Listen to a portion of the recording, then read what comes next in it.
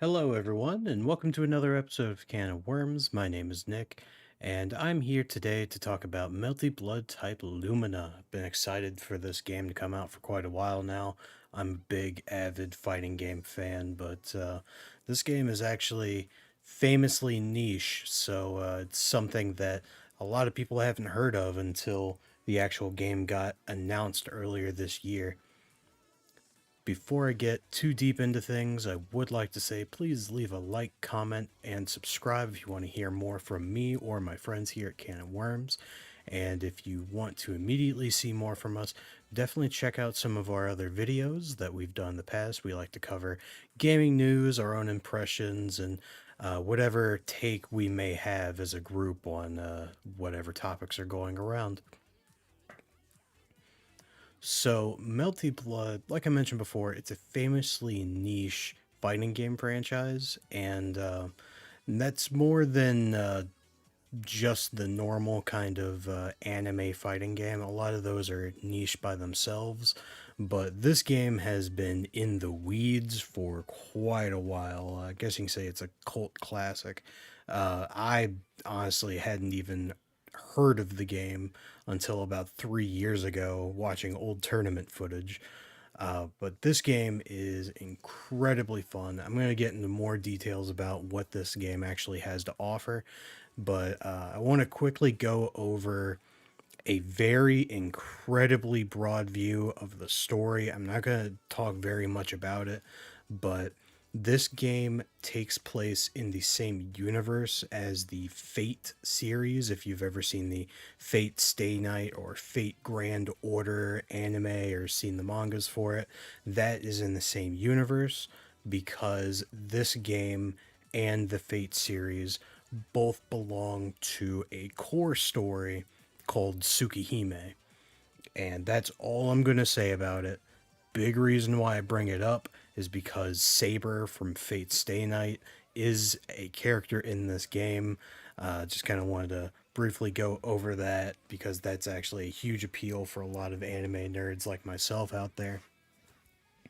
So, what I actually wanted to mainly talk about is the real meat of this game, how it feels to play, how it feels to learn, how does it feel online, how accessible is it for new players, and um, I actually think this does a better job at being accessible for new players and gives you a clear path to improve even better than Guilty Gear Strive did. Um, so the actual combo system in this game, I would say it's more akin to something like Dragon Ball Fighters, just because it uses what's called auto combos. If you mash your attack buttons, it will automatically complete a combo for you, and you can actually do special moves in the middle of that or start manually weaving in some of your own moves. You can do a manual series of inputs and then end the chain with an auto combo. There's a lot of flexibility with it, and honestly, I've had friends of mine have decent success just kind of mashing at their controller and having a lot of fun with it. And then, after they learn the more core concepts of it, start improving on what they know. And the game does a very good job at telling you, you know, the exact avenues to kind of go about doing that. So the big thing with any new player is checking out the tutorial for this game. The tutorial, I believe, is 85 parts, which does sound like a lot, but you can actually complete it in about 30 minutes. It took me about 20 minutes because I skipped through a lot of the text. Uh, Once you get like the halfway point, it wants you to read a decent amount because it's explaining like core mechanics of the game, how things work, some more specific scenarios to be aware of, and it's all very good information. And the actual tutorial can guide you anywhere from what is a health bar, how are certain moves performed, and then you get towards the very end of it and it'll give you more context sensitive things. how to counter certain things, what is an anti-air, how to use certain mechanics such as the shield mechanic, uh, and teaches you the actual specific gears of how this game turns. I really like the tutorial in this. I wish there was more to it, like actual like core fighting game fundamentals. The previous game that this developer French Bread worked on was called Under Night in Birth, and that game had an amazing tutorial that actually taught fighting game fundamentals. And I really wish more games would do that. This game, uh, even though I say you can get some decent success from just mashing and doing whatever, uh, actually being taught fundamentals would be awesome for new players and even intermediate players like myself. So let's say you've done the tutorial and now you want to start looking at what character you want to actually play. In the game is combo trials for every character. And what these combo trials actually do is they will teach you the special moves and special inputs for that character, as well as combinations and strings from the beginner level all the way up to some more expert level things where you have to do more manual inputs and special moves during your combos. And that is part of the very clear progression that a player can be put along to learn more about their character or learn more about how the game works, or maybe even like how a character's play style may be.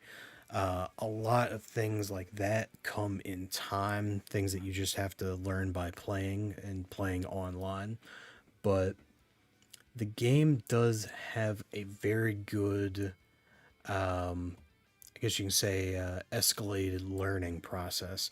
It starts you off with doing auto combos, and then it will slowly drip feed you combos that use special moves or end in a very certain way, or start off of launching the enemy or anti airing the enemy.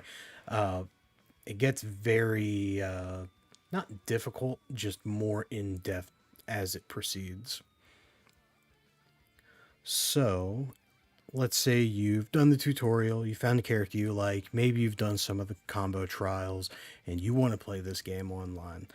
It's time to talk about the most important thing of any fighting game other than its characters, the online play. So, online play has been an absolute disaster for a lot of fighting games up until this year. Not to say that every fighting game plays poorly online. There's games like Them's Fighting Herds, or Killer Instinct, or Guilty Gear Strive, or Mortal Kombat 11, and eventually 10 after they fixed it, that has something called rollback netcode. This game has that same thing, that rollback netcode. And I'm not going to get into what it is or why it's important. What I will say is because of this rollback netcode, this game plays beautifully online. If I'm playing somebody with a 3 or 4 bar connection online, they may as well be sitting right next to me. It feels amazing. I actually, earlier this morning, I was playing one guy from Japan, and it got a little shaky here and there. We played for a good 45 minutes, and maybe 1 or 2 matches it got shaky.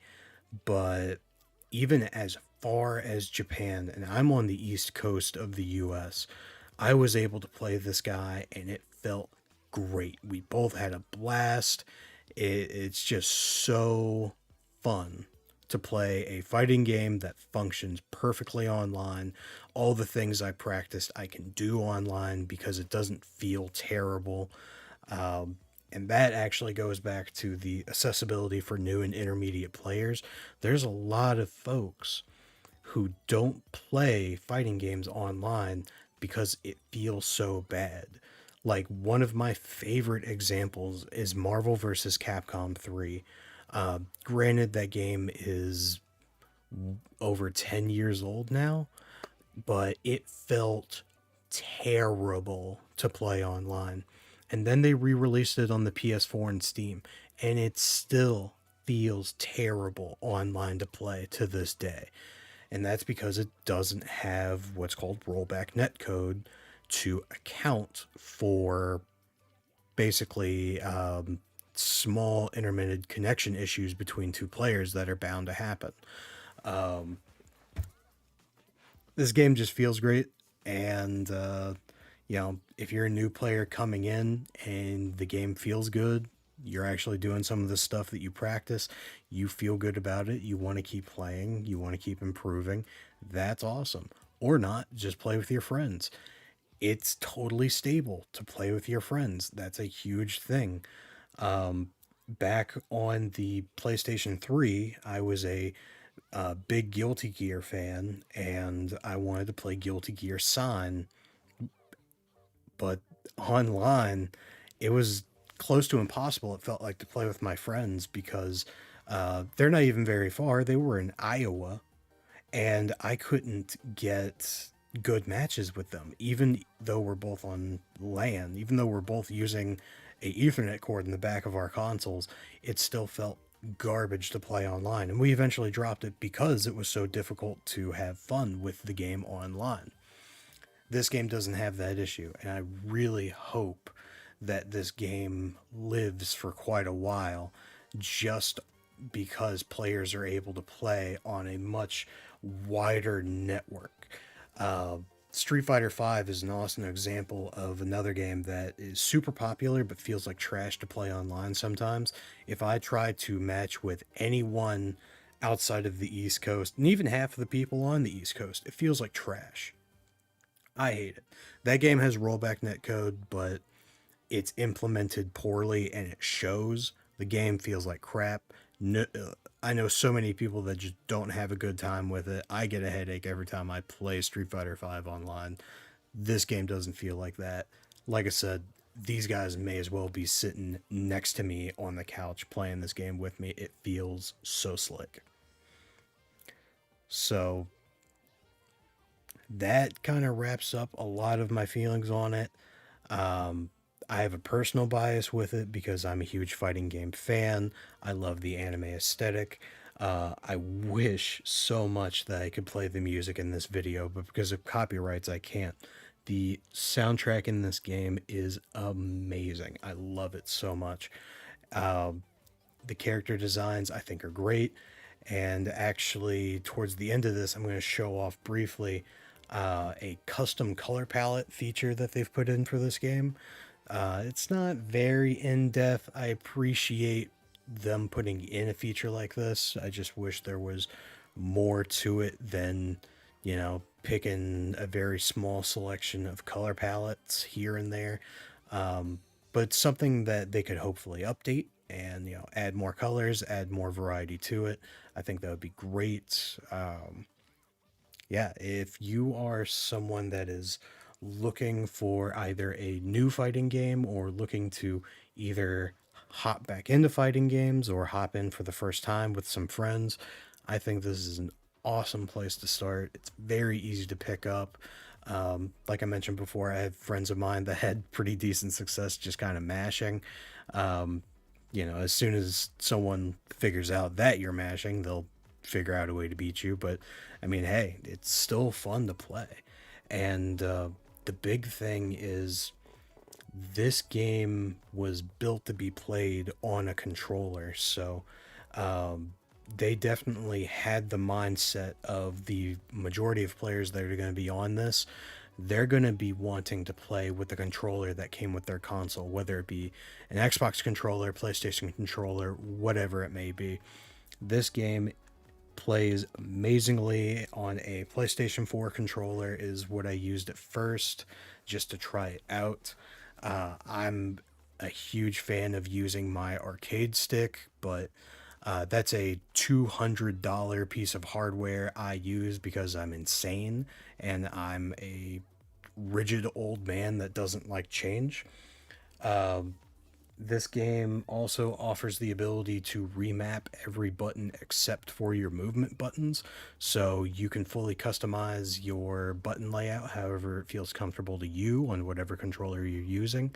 And you can actually map buttons to be a combination of buttons as well. So, Mortal Kombat, for example, you can map grab to one of your triggers. You can do that in this game as well by mapping, in my case, X plus square is grab. You can map that to a trigger to have a button for grabbing. Whatever makes it more comfortable and more accessible for you. Uh, this game is, it's not pandering to a new audience, but it had a new audience in mind, but kept the intricacies to explore for either players wanting to learn more or those higher level players and experts and pros to really dig their teeth into. That's where Strive actually failed, in my opinion, is that there was a very solid ceiling to that game, and I was able to get to the celestial floor eventually, which is basically the highest rank. And I mean, even being on the celestial floor, there's people that dog wash me all the time, but it just wasn't fun anymore because I stopped learning. There's a lot more to learn because there's more intricacies and more just fast paced action in this game, and that allows variety. Just in the sense of more players doing more wacky shit, and that's exactly what I love in a anime fighting game is wacky stuff happening all the time. Love the movement, feels super clean, fun to play, easy to pick up. Couldn't recommend it more. If nothing else, check out the OST for this game. The soundtrack for this game is phenomenal. But that is pretty much all of my thoughts on Melty Blood. I started rambling a bit at the end there, but I absolutely adore this game and really, really hope if anyone's on the fence listening to this, definitely give this a look. Maybe, wait a week to a month, check out some videos, whatever you need to do. If you find this thing on a sale, I think it would be absolute worth picking up. But that's it from me. This has been Nick from Can of Worms. Thank you so much for stopping by, and I hope all of you have a good day.